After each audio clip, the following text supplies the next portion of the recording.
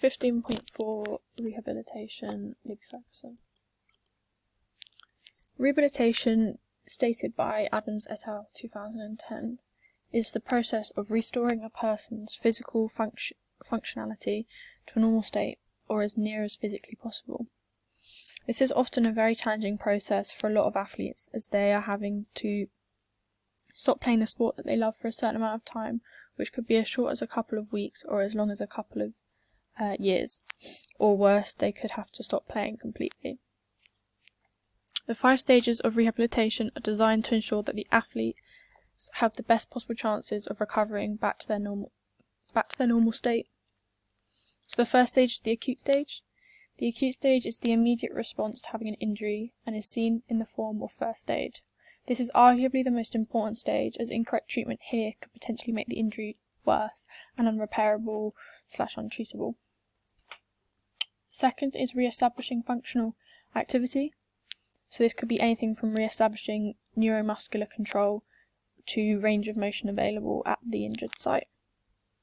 Next is strengthening exercises, which ensure that the injured site regains its muscular strength and power. Next is ongoing treatments. So with the help, an athlete can continue to recover until they are fully healed and either back to how they were before the injury or as near to that as possible. And lastly is the gradual increase in activity. So this helps an athlete to slowly get their fitness back up, but not too sudden that they might injure themselves again, so it's a gradual process. So as well as the stages of rehabilitation, there is also the healing process that intertwines with the rehabilitation progress, as stages from it will often occur during the phases of the healing process. So the healing process consists of 3 phases: the inflammatory response phase, the repair phase, and the remodeling phase. So the inflammatory response phase occurs immediately after the injury happens and begins the healing process. The inflammation is the body's way of self-healing, and it triggers other symptoms to arise that help to heal the injured area. These symptoms include accumulation of fluid around the injury, redness due to the increased blood flow around the injury, the injured site becomes tender to touch, and there's an impaired function, as well as the range of motion decreases at that site. All of this ensures that the injured area gets the appropriate healing components, as well as having any byproducts flushed away from the injury and then disposed of. The next phase is the repair phase, which occurs a couple of hours after the injury takes place and may last for up to 6 weeks. This phase shares similarities between the inflammatory phase due to the body still healing. However, in this phase is when scar tissue starts to form. The body starts to heal by forming scar tissue, which is an almost perfect replica of skin. This is because scar tissue only has 80% strength of that of uninjured skin. As well, every time this area is re-injured, the scar tissue strength will decrease and decrease. To form the scar tissue, the fibres start by reorganizing, as well as collagen synthesis occurring so that the tissue can be strengthened. Lastly is the remodeling stage. This is when the scar tissue has formed and is a replica of the injured site prior to the injury. However, without correct attention, the scar tissue will reduce mobility, which for professional athletes could mean the end of their career or decrease their performance. Therefore, it is vital that this stage is carried out correctly. Once the appropriate care has been conducted, then scarring should decrease, but not completely. Strength and range of motion at the site will begin to increase. So an important part of any rehabilitation program is the documents and recording all the information throughout it. It is important that these documents are accurate and clear, as they are legal documents. They should explain every action that was taken from when the client was first injured to when the program ends. The first document that will be completed will be the history of the client, which should contain any medical conditions, injury history or allergies that client may have. It should also be recorded as what is in the rehabilitation program and what it consists of. It should be noted down if anything were to go wrong in the process that may alter the schedule.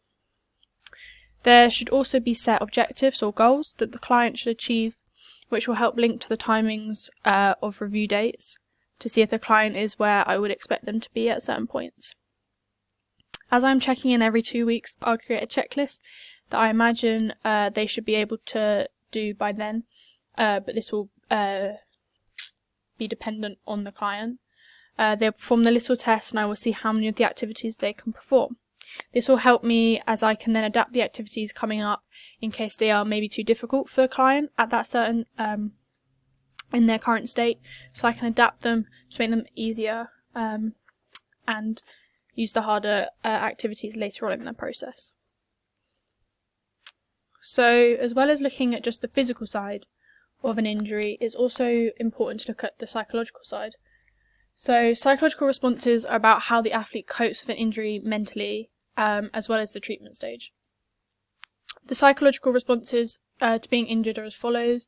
So they could experience fear, stress and anxiety, motivational issues, depression, anger, decreased confidence, denial, frustration and isolation from teammates. Most of these responses are intertwined, and some may occur with another response.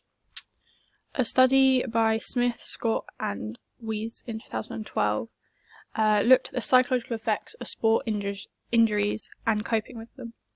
They stated that injured athletes experience simultaneous mood disturbance and lowered self-esteem. Having a low self-esteem will affect the client's motivation levels as well as increase their anxiety. This is because they will be highly self-conscious about what they are doing and what others around them are thinking of them. Due to this, they may not try 100%, as they worry that people may think that they are trying, that they are a try-hard, but then they also won't slack due to the fear that people will judge them, further increasing their anxiety. The same study as before looked at ways in which athletes could cope with this anxiety, and they stated that participants benefited primarily from a concrete, problem-focused, behaviourally orientated program, which minimises uncertainty. This quote is saying that having a structure helped to reduce the participants' anxiety, as they were aware of exactly what they were going to be doing and didn't have to worry about anything changing and being new. As well, in the 1960s, Edmund Locke created the goal-setting theory of motivation that states with the right goals, there will be an increased level of productivity as well as motivation. There are 5 elements to the model: clarity, challenge, commitment, feedback, and task complexity. Clarity is referring to the goal needed to be clear and easy to understand in order for it to be motivating and for participants to be able to achieve it. Challenge is referring to the goal being hard but not too hard. This is because if it's too easy, then the participants will not be motivated to increase their performance, and vice versa, if it's too hard, then they may lose motivation and give up. Commitment is all about being committed to the goal that is set, as this will increase motivation. Feedback needs to be given consistently. However, there are a couple of steps that should be followed, such as it should be positive as well as negative, but the negative feedback should be given in a constructive way. Lastly, the goal should not be too complex, as this could overwhelm the participants and could cause them to lose motivation due to frustration. When setting my participants' goals, I will make sure to set them a long-term goal that will most likely be to recover. However, I will set them short-term goals that I will check up on every 2 weeks to see if they're sticking to the goal. This will firstly help with their motivation, as I can keep encouraging them and they will want to achieve their goals before they meet up with me. Secondly, this will allow me to track their process and notify me early on if I need to adapt the program so that they can achieve their goals. By this I mean, if the client is taking longer to perform a certain activity than I may have thought, I can adjust some other tasks